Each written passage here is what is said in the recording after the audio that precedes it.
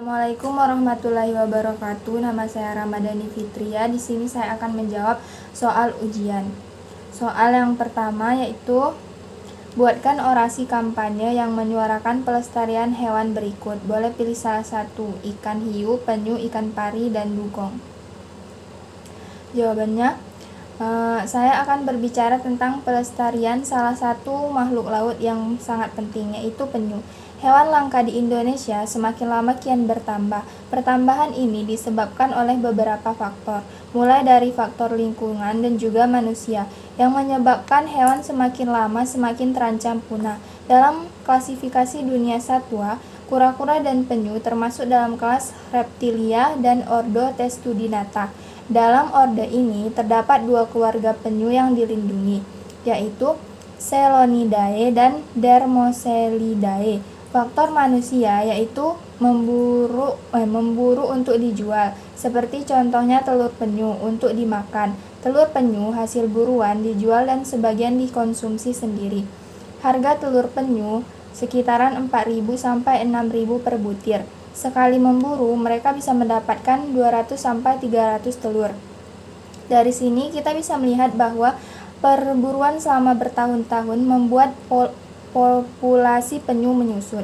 Pelestarian penyu bukan hanya tentang melindungi salah satu spesies, tetapi juga tentang menjaga keseimbangan ekosistem laut dan menjaga keberlanjutan sumber daya laut untuk generasi mendatang. Jika bukan kita yang melestarikan, lalu siapa lagi yang akan peduli?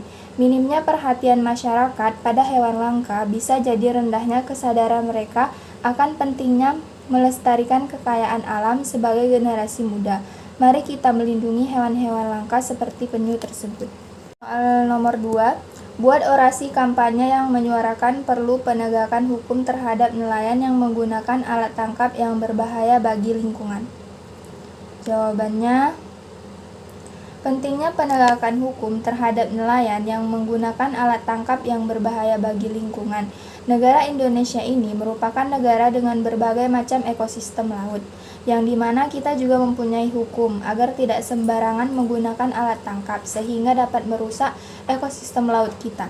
Ekosistem laut merupakan salah satu warisan yang harus dijaga dan dilestarikan untuk generasi yang akan datang. Praktik penangkapan ikan ilegal atau illegal fishing oleh nelayan adalah ancaman serius bagi keberlangsungan sumber daya alam di sektor perikanan dan perairan sebuah negara. Kedua sektor ini merupakan sebagian penting dari kedaulatan suatu negara. Oleh karena itu, penangkapan ikan ilegal juga mengancam kedaulatan negara tersebut.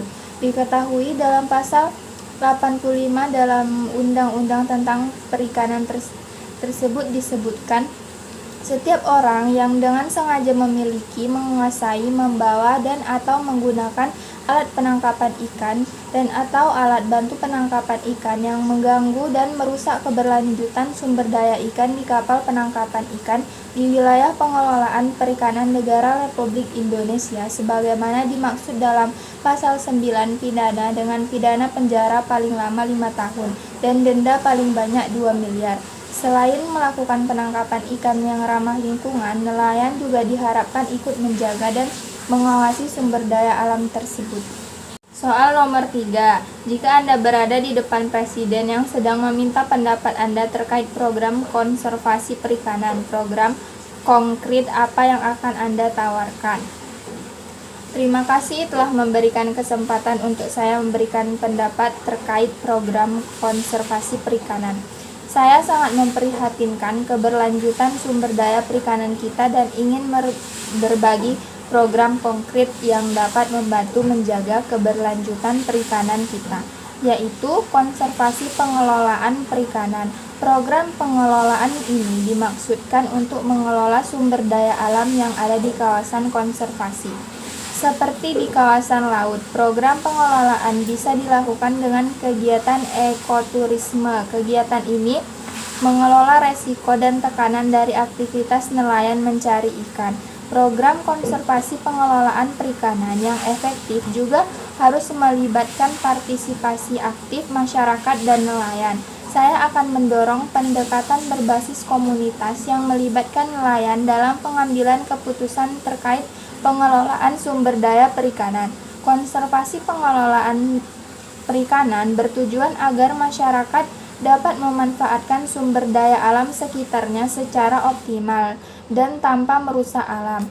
Saya percaya dengan adanya komitmen dan tindakan nyata, kita dapat menjaga keberlanjutan sumber daya perikanan kita dan mewariskannya kepada generasi mendatang. Sekian jawaban dari saya. Assalamualaikum warahmatullahi wabarakatuh.